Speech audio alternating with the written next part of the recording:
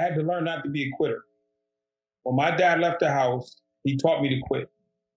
And I didn't understand it at 8 years old and 9 years old, that that's what he taught me. That's what I ingested into my life. I embraced, but I quit everything. And when I finally got to the point of wanting to turn my life around, I looked back at my life and all the things that I didn't achieve. And I asked myself, why didn't I can do these things? And the one theme was, I quit. So I started asking myself, why are you quitting everything, Andre? And it went back to, I learned to quit from when my dad left.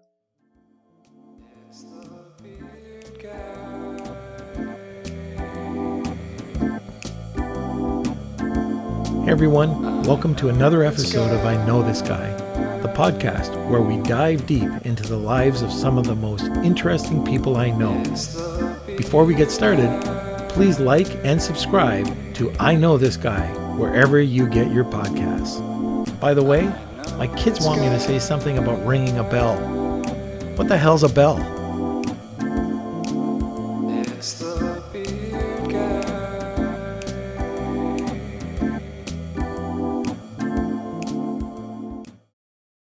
So, Dad, who do we have on the podcast today? All right. So a buddy of mine, Rich Goldstein, reached out to us just after he listened to the podcast.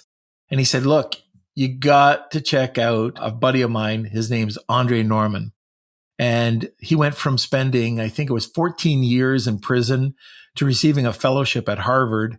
And this guy is an incredible entrepreneur. So I can't wait to interview him. Yeah, I mean, he's done so much. He's really involved in prison reform too. So it's always interesting to touch on those topics. Yeah, for sure. All right, let's dive in. All right. So welcome to the podcast, Andre. Thank you for having me, Norm. I appreciate you. It's great for the invitation. Happy to be here. Well, you know, I got your name from Rich Goldstein. He told me that you got to check this out. We were just talking about what our podcast was all about. He goes, oh my God, have you talked to Andre Norman? And I said, no. And he said, okay, I got to get you guys together. So I am excited to have you on the podcast today. Anytime Rich calls me and says, hey, Andre, this is something you need to do or you need to consider. Rich is a great friend. I mean, it's hard to find honest people in 2020. So Rich is just a rock solid guy and I appreciate the connection.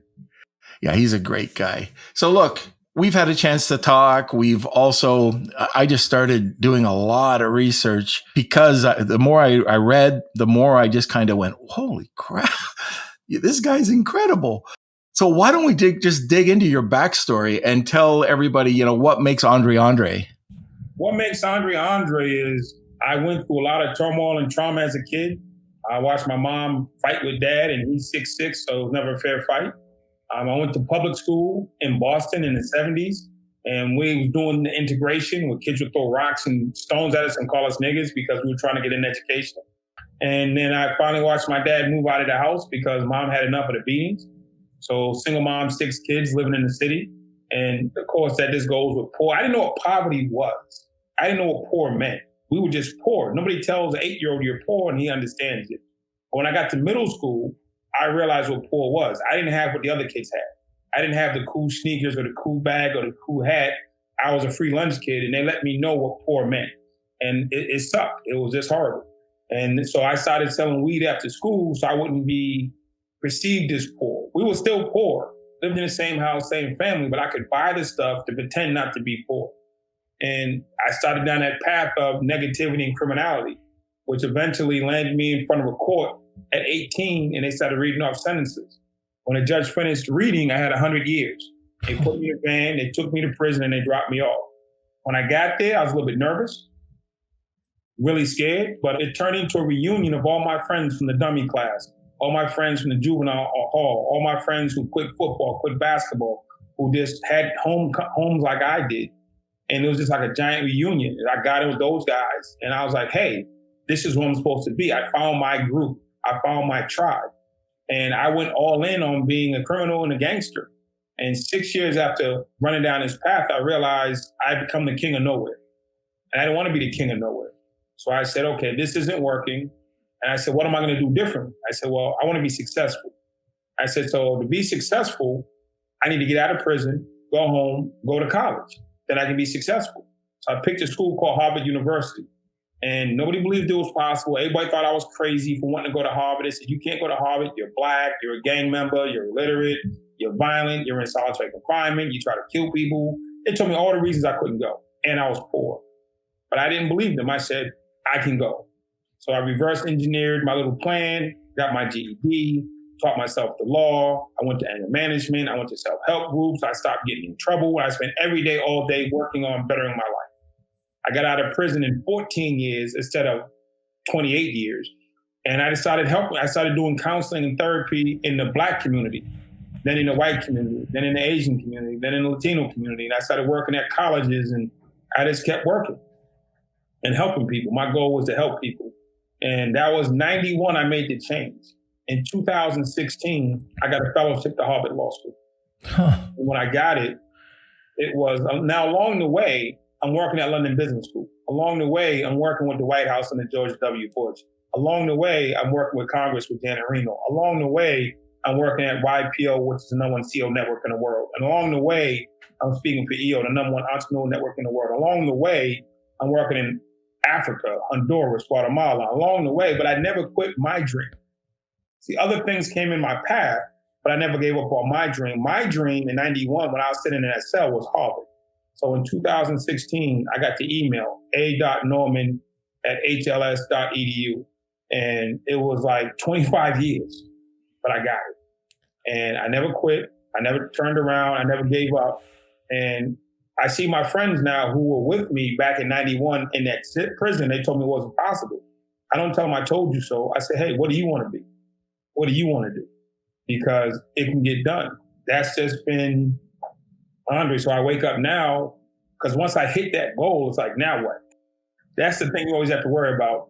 When you set this giant goal and you hit it, be ready for now what? Because I can't go to Harvard twice. So I had to come up with something else. So my next thing was part of the work that I had been doing, which was helping people in communities with substance abuse, addiction, and I work in prisons. So I said, I want to fix the prison system. It's a $50 billion problem. There's about 20 million people affected directly, not including family members and community. So I'm going to go fix the prison system. Was my next thing. So I started out trying to fix the prison system. And I went from being a gang leader in prison to now I run prisons around the country. So I was the first gang leader who was being given control of a housing unit, where I run a housing unit in South Carolina now with the top gang leaders from the state, tasked with making it safer and better. And so I've been doing that for 2 years now. And when I first got there was 7 people had been murdered on one day. And that's when they brought me in. And over the last 2 years, we went from 7 people murdered, 30 wounded, to we've had 1 fist fight in the same time span of 2 years. And about a week ago, one of the guys from our program was doing his stuff, and somebody attacked a guard on another unit and was trying to kill him. And my guy intervened and saved the lieutenant's life.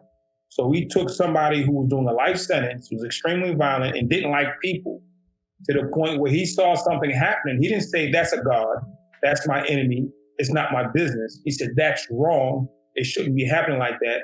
And he put his own life on the line, being stabbed 5 to 6 times to save that man's life.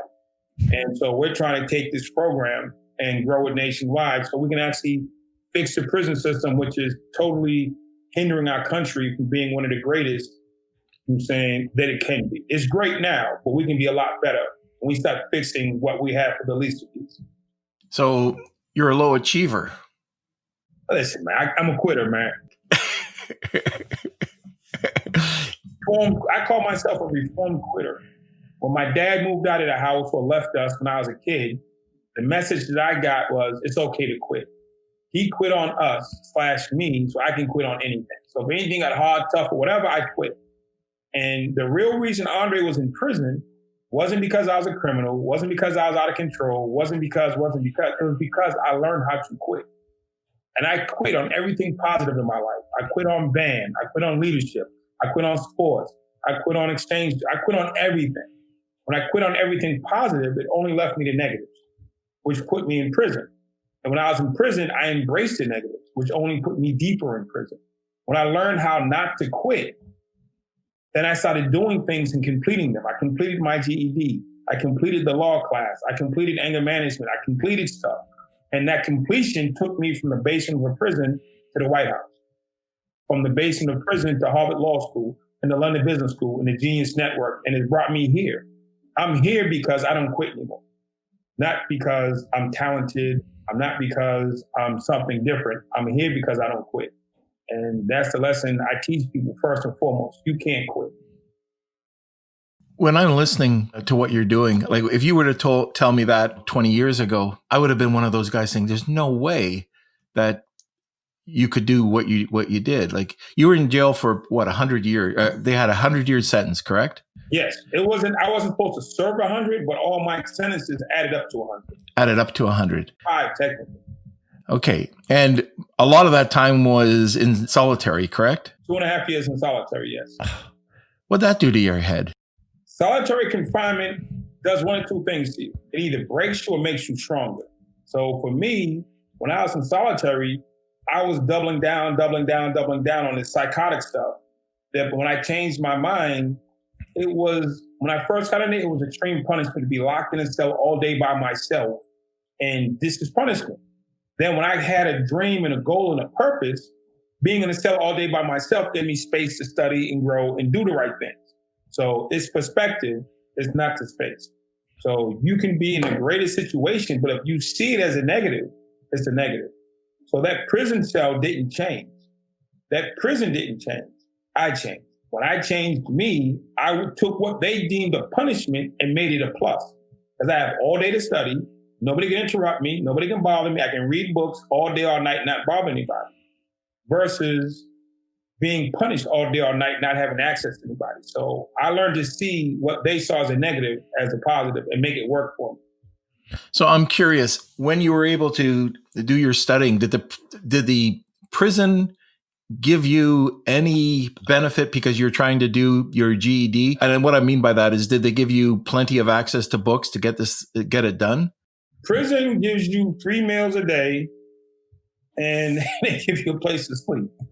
That's the general concept of prison in the 80s. And if you're smart, you get a knife. So they're going to give you a place to sleep. They're going to give you some food. The rest is on you. Your survival, your safety, your education, your lack thereof is all about what you decide to make it. So the prison generally doesn't go out of its way to provide you with Harvard-level education. A lot of times you get basic level stuff, if that. Then you take a classroom for GED. 50 seats in the classroom, but there's 2,000 people in the prison. So you can't fit everybody in. And GED might take you 6 months, 8 months to complete. So those 50 guys will hold the classroom space for 8 months to a year.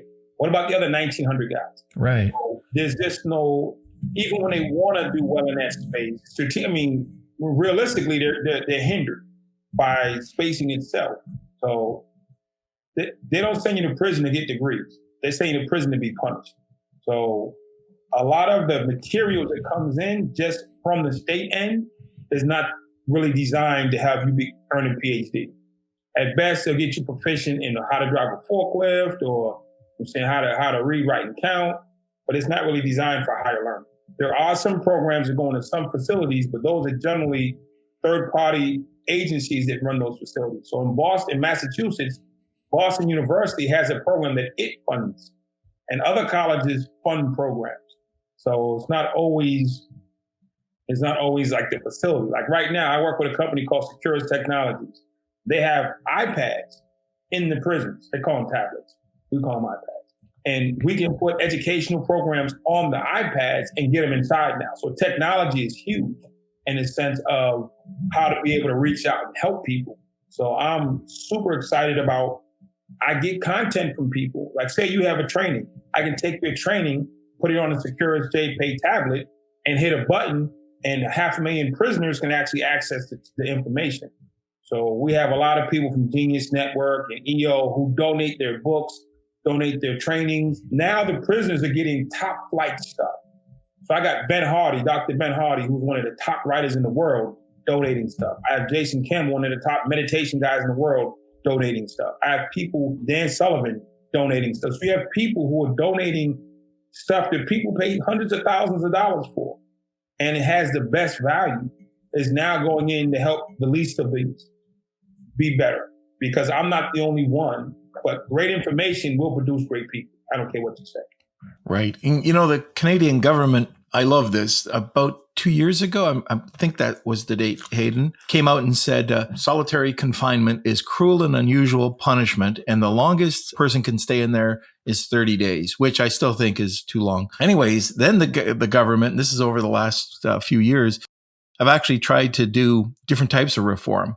Actually, I think this is also modeled after, I think it might have been Finnish or Norway system, where people were actually giving housing facilities. You moved into a house. You moved in with a couple of guys and you did your thing, and you were given access to education, which looks like it's working out. I cringe at, like what you were saying, you go into, for most part, most U.S. prisons, and they don't give you reform. They just give you your sentence. Now, the thing with the model in Canada and Finland and Sweden, they work in Finland and Germany and Canada. When you go to Sweden, I've been to Sweden and I've worked with some of their systems. 90% of the people in Sweden are Swedish. They're white Swedish people. They have immigrants who come in, people live there, but 90% of their system are them. So the Swedish people are locking up Swedish people. There's no differential. It's white, white. You go to Finland, it's white, white. You go to Germany, it's German people. You come to America, now you run into the white-black issue, where our prison systems aren't set up for making a person better or helping them remodel themselves. It was set up as a punishment system and a way of mass controlling a group of people. So the Finland system is drastically different in its mindset and its objective. The objective of the Finland system is how do we better our citizens? The objective of the American prison system is how do we punish our citizens, which is a drastically different modality. And if Canada wants to know, or Finland wants to know, how does America work? Or how do we build a better system? Is putting guys in a house a good thing? Is putting guys in solitary a good thing? At some point, you need to talk to somebody who's lived it. And we can tell you the best things and the understanding on how we perceive it, because you have 20 guys at a table and ladies who are the top, smartest people on the planet, designing something but that they've never been in, nor shall they. So what are the effects of sitting in a cell? If you don't know, then how are you designing something with somebody who is? What is the effects of putting 3 guys in a house? How does that work? You know what I'm saying? If they have low education, if they have anger issues, if they have trauma, if they have hard past or drug addiction, how do you do that? How do you address the underlying issues versus the symptoms? Education will fix a lot of stuff, but it's not going to fix everything. So how do you actually get to the root cause? Takes having somebody in the room who understands the root cause because they lived it, which is what my company's about. We come in and just say, hey, let us give you the piece that you're missing. We don't want to take over your system. We just want to give you the piece that you're missing. I'm curious. I used to live in Hawaii for 5 years, and one of the things I heard about was a technique that they used in a couple of violent prisons called ho'oponopono. Do you know it? No, I'm not from Hawaii. Oh, you know what, Andre? You should check this out.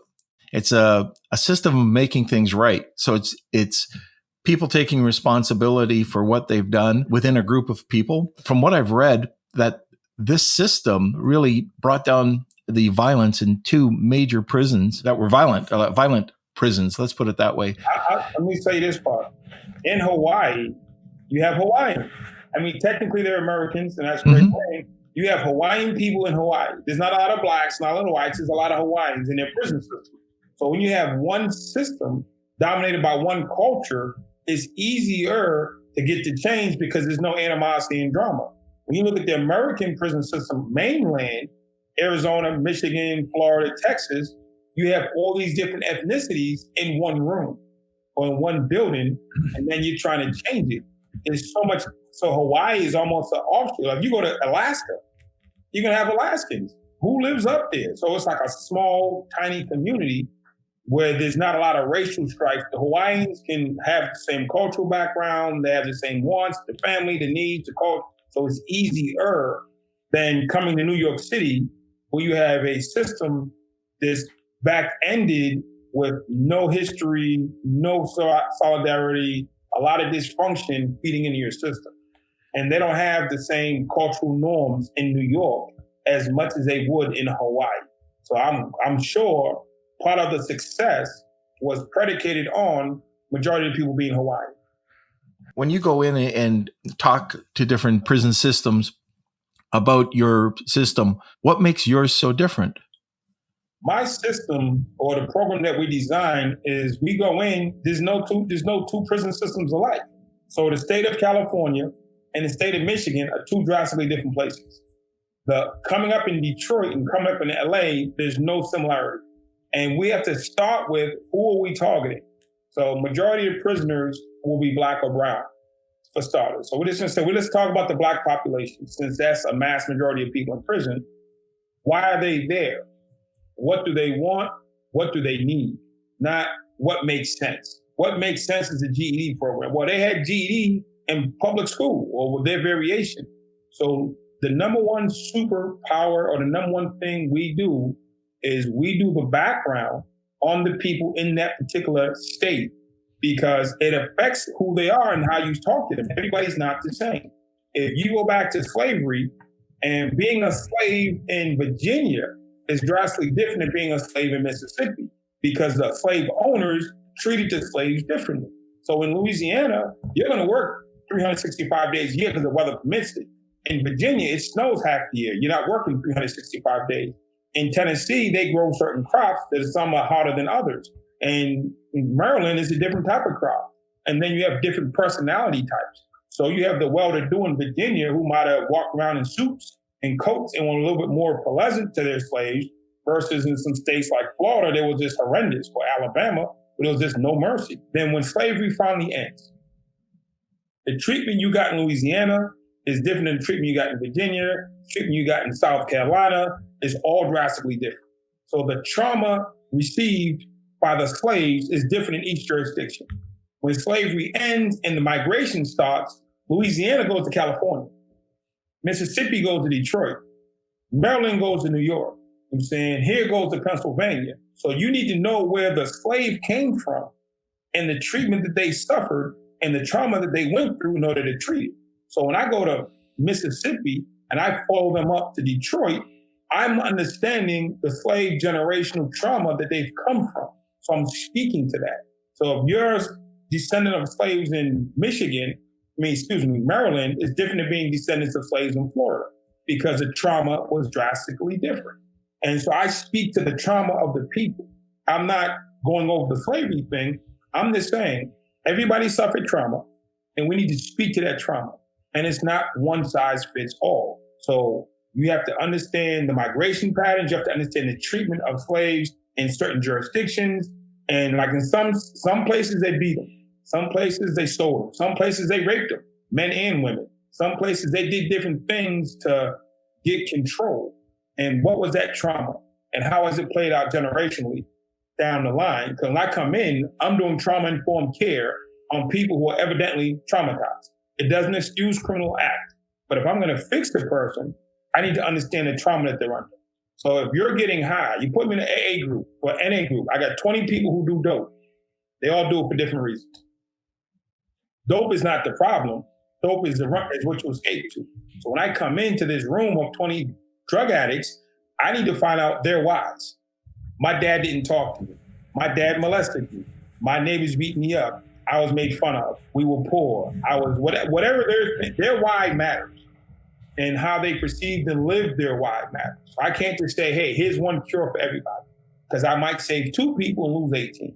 So when I go into prisons, my number one thing is the research on the people and where they come from, and then the mentality and the trauma. And then you have to listen. You actually have to listen. I can't write $1 million mousetrap and just drop it in South Carolina or drop it in Florida. I need to go listen to the people. So I'm literally just got finished talking to the Florida Department of Corrections, and I'm talking to Virginia Department of Corrections. Well, in Florida, they have an influx of people from the Caribbean, people from South America, people from Cuba. So you have like 10 cultures in the Florida prison system: white, black, Latino. And you go Latino, you go Argentina, you go Cuba, you go Dominican, you go all these different nationalities and cultures in one prison system. You go to Michigan, it's white, black. So it's a drastically different approach and understanding on how you're going to engage the people in Michigan versus the people in Florida. And if you go to Texas, it's heavy Mexican. Well, Mexicans are different than Cubans. So it's not like, hey, they're Latino, it doesn't matter. No. Understand Mexican culture. Understand Mexican trauma. Understand Mexican history if you're going to work with Mexicans. And how does that translate into their lives? So people show up with great, I got this program here. No, if you don't understand the people, their process, their patterns, their migration, and their trauma, you're wasting your time. So we listen and we research the facts. And then we try to use those to help people turn around. How do you get, and I've been in tons of boardroom situations, so how do you get the DOC to sit at a table with you, to listen to you, and then implement? The way I get the DOC to listen to me is, one, the first one who called me, South Carolina, they had 7 dead bodies on the floor. There were 7 dead bodies on the floor. There were 30 people in the hospital from wounds. And they needed to do something. They had to lock down their entire system. So it was an extreme scenario. And they needed an extreme response. I was the extreme response. So they listened to me because they were in need. They had a pain point. They needed to relieve that pain. And Andre was the remedy for their pain. So that's how I got into South Carolina, was they had a pain. Who can relieve this pain? And they were willing to go outside of the box to fix their pain. So they came to me, Andre, outside of the box. So that's how we got into South Carolina. But now we're in South Carolina. We've gone 2 years with 1 fist fight and all the lives saved and a bunch of other wonderful stats. Now other people are saying, oh, that works. Oh, that works. We'll take him. So how do we get him over here? Let's take LeBron James. When he came out of high school, he went to Cleveland. Nobody knew he was going to make it or not. So Cleveland took a chance on him because they were the worst team in the league. They take a chance on LeBron. And lo and behold, LeBron proves that he's a winner. Well, he wasn't a winner then. He was a great player. So Miami says, we want him. Miami would have never signed him if he was horrible. So it's like any other draft pick. You draft because you're in a horrible situation. You pick what you think can save your agency. Then if you're really, really good, other people try to hire him away. But in this instance, I don't have to leave South Carolina fully to go to Florida or to go to Virginia. We can just replicate the program. But South Carolina, Brian Sterling, the director, took a chance. He went outside of the box. He said, listen, we got to fix this. And I'm willing to go outside of the box and try something because what we're doing is not working. And let's give this man a try. Let's hear him out and bring him in. And lo and behold, true to form, it worked. So now other agencies are saying, now that it's worked, we want a variation of what you've done in South Carolina. I definitely applaud the director of South Carolina for taking the chance and stepping out on a limb because he put his career attached to me, a former felon. And he's like, okay, I hope this guy does what he says he does. And we've been here for 2 years and it's been going as best as could be possible. We could hope for. So that's how you get people to sit down. First, somebody has to be in crisis. Then you have to have good numbers. People respect good numbers. If you produce, people will come to you. If you don't produce, they're like, no. So you're talking about all these different cultures, gang culture in prison. How do you change that? Like you were talking about, okay, there might be 10 or 20 over in this region, 5 or 10 over this. How do you get the gangs to change? We don't need the gangs to change in the sense of gangs are going to be gangs. Whatever that means, it means. So I grew up as an 8-year-old in the neighborhood, and I played with 10 guys. We used to run up and down the street, play hide and go seek, play dodge and duck and all the rest of that stuff. And as we grew older, we started shoplifting and we started selling drugs. I mean, at what point did we become a gang? We've been friends since we were 8. So we're always going to be friends. So even though I don't commit crime anymore, my friends are still criminals. So I know who I know. You can't unknow people. So when you go into a state, it's not the fact that they're friends that you want to attack, and which is what most people do. How do we get people to isolate versus how do we get them to change their attitude? How do we get them to change what they want for an outcome? So right now, I go into a prison, it's like, what do we want them for an outcome? I go to companies. Deutsche Bank, Daniel Foods, Lens Construction, British Petroleum, multi-billion-dollar companies with thousands and thousands of employees. How do you get a cultural change in a company? You go in, You identify the pain point, you respect the people, you listen to them, you have your overarching objective, and you find out the best way to fit it in. I've done it in companies for the last 20 years. So going into a prison, don't look at them as gangs, look at them as departments. Look at them as, I'm saying, different businesses. So I got 2 banks or 2 insurance companies. I got 2 different transportation companies. How do I get them to coexist without killing each other? So it's business at the end of the day, and they're people. Don't forget that they're people. They have mothers, they have fathers, a lot of them have kids, they have hearts, they have feelings, they have wants and needs. Now, they've been traumatized for whatever reason, whatever way, whether it's self-inflicted or not, but they're people. And the average person wants a basic life or basic needs. They have basic needs. They want to be loved, they want to be cared, they want to be respected. So when you come in, it's not just you do this because I say so. You need to make it their idea. And how do you make it their idea? I have the overarching objective. Now I need to make it their idea. So, and then you have to be considering and understand the different moving parts. So the way I do it is I listen, collaborate, and I build bridges and unite people. You don't have to like everybody, but you can work with everybody. I'm sure you've worked with people you didn't like. Oh, yeah. Yeah. Because somebody taught you the objective is bigger than liking them. When we go into these prisons, the objective is bigger than liking the other person. It's interesting. I wasn't thinking that you were bringing this down to all these different like on a corporate level. I love building performance-based cultures. And you mentioned it a little earlier. Where I learned to do this was EO. And I know that you've talked to EO and YPO and a group of organizations like that. Yeah, that's interesting. So you create a culture, a performance-based culture within the prison. Is that correct? That is 100% correct. We use the strategies I teach EO members, YPO members, London Business School clients in the prisons because it works for the biggest and brightest companies in the world. How do you grow Zappos? How do you grow Amazon? How do you grow Starbucks? How do you grow any of these companies? There's methodologies, there's systems, there's trainings. So Gino Wickman has Traction. That's the book on how do you get culture running correctly. So we take those models and we bring them into prisons. And guess what? If they'll work for a multi-billion-dollar agency, why won't it work for 20 gang members who are technically a business? It's a small business. And compared to I'm saying something bigger like a Prudential Insurance, and not billion-dollar businesses, it's a small business. You have a CEO, you have a vice president, you have a chief of staff, you have all these other, it's a business. So, and they're businessmen in their minds. So talk to them like businessmen and show them that, something, you can get a different product. Okay, you have a business, but you just have the wrong product. And there's other products that you can invest in that'll give you a better return for your money and a better return on your life. So we take the performance-based models from companies in the prisons. This is why I say if you're a business or business trainer, we love to have your modalities because we get horrible training from the state because it's not its primary thing to educate prisoners. Then we in turn take what we learn in prison and we bring it to corporate. I do a corporate training on prison. I do a training on corporate retention based on gang loyalty. So growing up in a gang, I stood in the corner, I carried my gun. I would never run away, never hide. Death can come around the corner. We're going to stay in here. And I faced 100 years and got it. Stayed in jail, fought every day for my gang, for my colors. I would never quit or join the other team. In corporate, $30,000 in a better parking spot, this guy's walking out of here and he's joining your competitor. So we teach corporations retention strategies based on gang loyalty. We teach corporations how to read people and assess people based on what we do in prison, day to day, minute to minute, how to read people.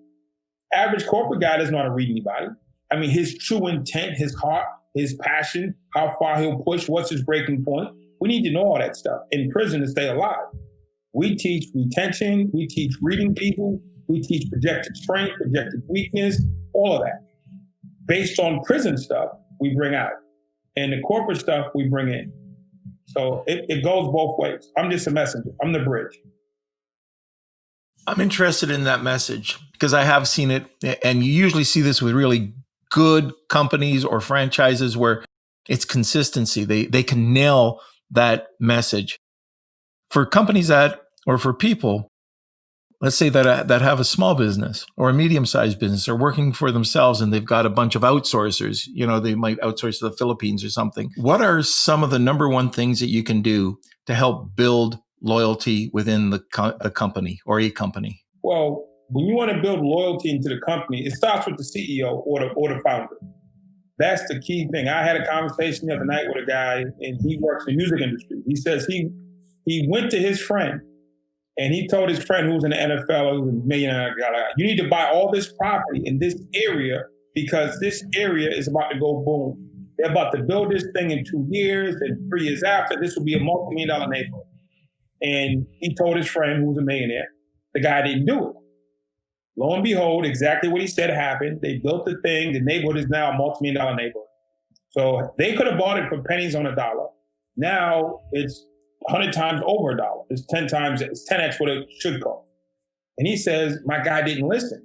I said, you need to understand 2 things. 1, you had the message. 2, you weren't the messenger. People take the wrong role all the time. I said, you had the right information. You just weren't the messenger. You felt as though you were the messenger for whatever the reason, and evidently you weren't. So accepting the things that you are not, just because you're the CEO or the founder doesn't mean you're the messenger. Doesn't mean you're the this guy or that guy or this lady. Accept and know your strengths and weaknesses. That is the first thing in building a culture, because if I'm the boss and I'm trying to be the messenger and I keep messing up deals, that could have been a $100 million deal had he employed the right person to go talk for him. But he said, I'm going to do it. No, you're not the messenger. If I could show you my board right now, I have chief of staff, assistant to chief of staff, personal admin, writer, multimedia, all these different people do different things. I got no business doing none of it. If I do it, I mess it up. So as the head, what are my limitations? What am I not good at? Because when I try to do too much, I mess stuff up. And as owners, we feel as though that we have to do it all. Use your superpower to do what you do and subcontract the rest. So get out of the way. Most times we're in our own way. So people don't want to work with me because I keep trying to do stuff I can't do and I'm messing up deals, in theory. So step 1, as the owner, founder, person in charge, have you done an assessment on your skill set? Have you done an assessment and know specifically your projected strengths and, more importantly, your projected weaknesses? Where do you fall short? Where do you need help? And then you have to go from there and stop making up stuff. I had a CEO I was working with a couple of weeks ago. He does lending. He has a $50 million lending company. And he said, Andre, I want to do less. I'm going to hire another me so I can do less. So I started talking about the COO alliance, the COO position. I said, are you ready to give control up to the COO that you're about to hire? He says, I'm not giving up control. And he explained to me, why not? I said, well, if you're going to hire the replacement for you, you're talking about a COO and he has to have authority to make decisions, or he's not really a COO. He says, no, he needs to do this, this, this, and this. I said, you want an analyst. You don't want a COO, but you're wording it wrong. You're saying, I want to replace myself. You don't want to replace yourself. You want an addition to yourself who can do things that you don't have time for. He said, you're right. Then he said, well, when they come on, they're going to spend 6 months with me so I can teach them my culture. I said, no. I said, this I got from Keith Cunningham. I said, you hire somebody who's great, you ain't got to teach them anything. If you hire somebody who's not great, then you need to spend 6 months with them. If you need to spend 6 months with them, you got the wrong hire. Hire somebody who's above and beyond, great at that position, knows what they're doing, then get out their way. Maybe 3 or 4 days of transitional and get out their way. But he had it set in his mind to hire a COO and have them spend 6 months along his side, and it never worked because he wasn't going to turn over control. He was hiring for the wrong position, and he had the wrong idea. So we walked through that, and he's like, I had it all wrong. Verbiage matters. Words matter. Titles matter. Understanding what you don't do well matters. And I called him on the stuff. I said, man, that's BS what you're saying. You don't want to give up control. That's BS. You don't want to do this. And that's BS holding that person hostage for 6 months. So I helped them walk through as the boss. It starts with the boss. And so whoever's in charge has to know their strengths, has to know their weaknesses, they have to be clear on what it is they're trying to get done, because they communicate to the rest of the staff, I need a COO. They're looking for a COO. No, they don't need a COO. They need a data analyst. Totally different people. So step 1 to getting the culture or to getting the retention, anything starts with the head. because that's what I do in prison. I do leadership development. I don't do follower training. I only train leaders. If you're a follower and you want to learn to be a leader, I can help you. But I do leadership development.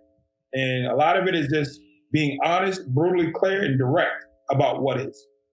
All right, Andre, I wanted to just go back to when you were in prison again.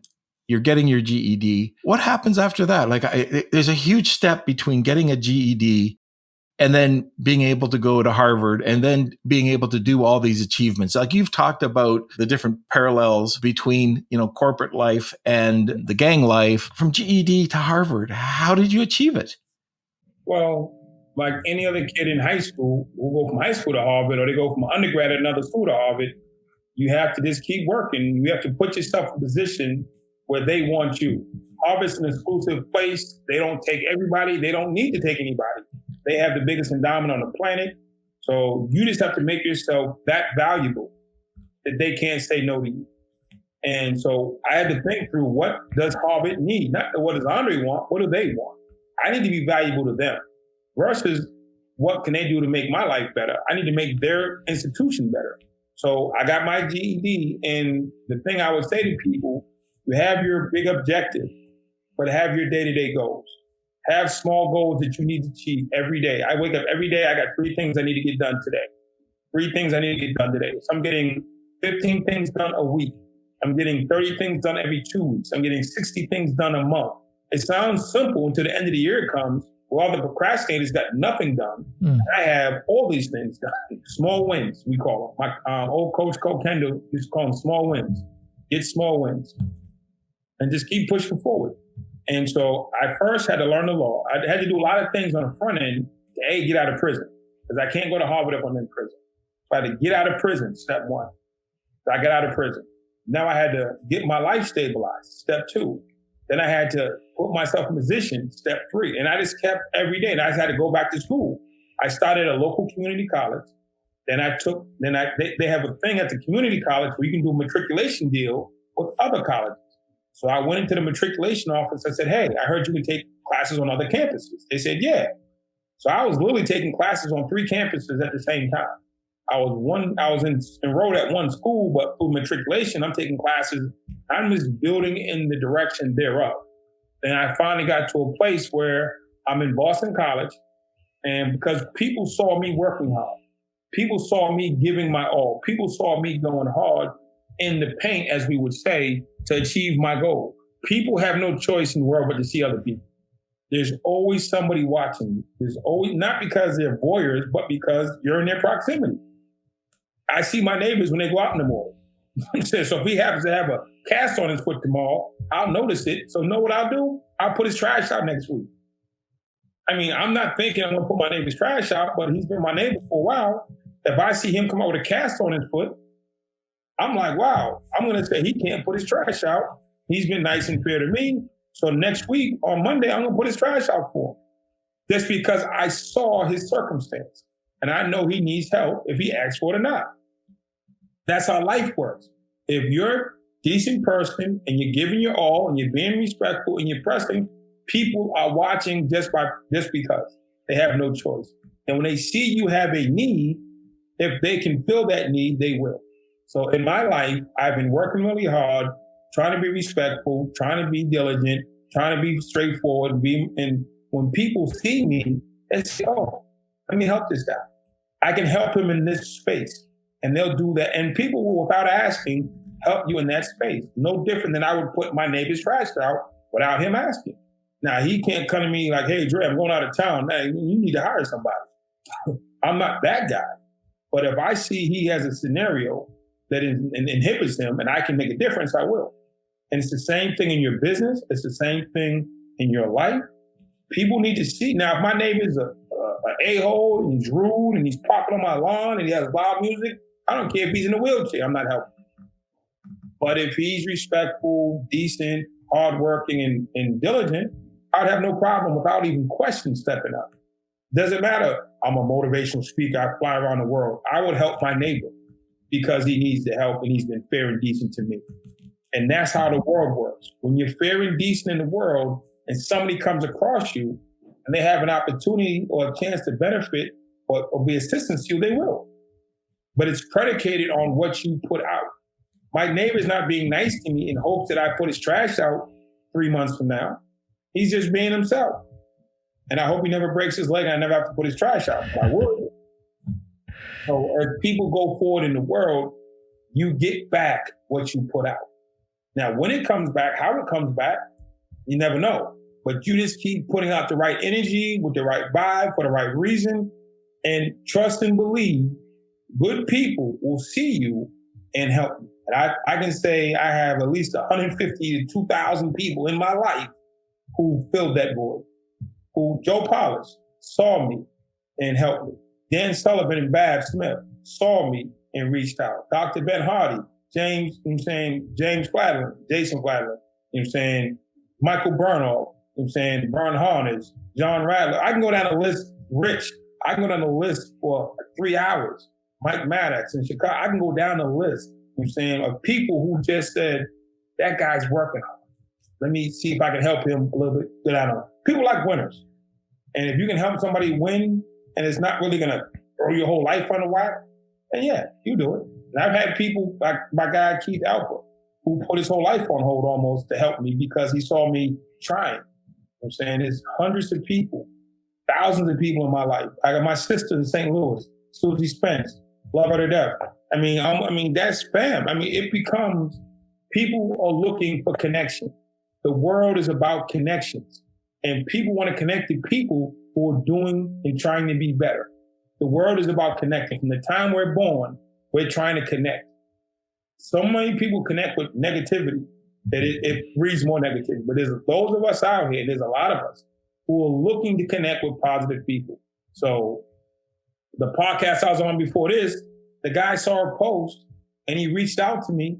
And next you know, we're on a phone call. Now I'm on his podcast, I'm on his thing, and we're looking. We're here on this call because you talked to Rich, and Rich says, hey, I know a guy. Boom, Andre. And positivity just perpetuates itself forward.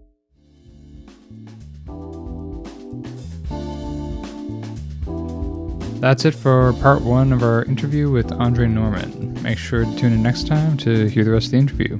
If you're a fan of the show, please like our Facebook group. It'd be great to meet some of y'all on the interwebs out there. It's always great to get feedback on the show. Anyway, that's enough of me, and I'll see you later in the week.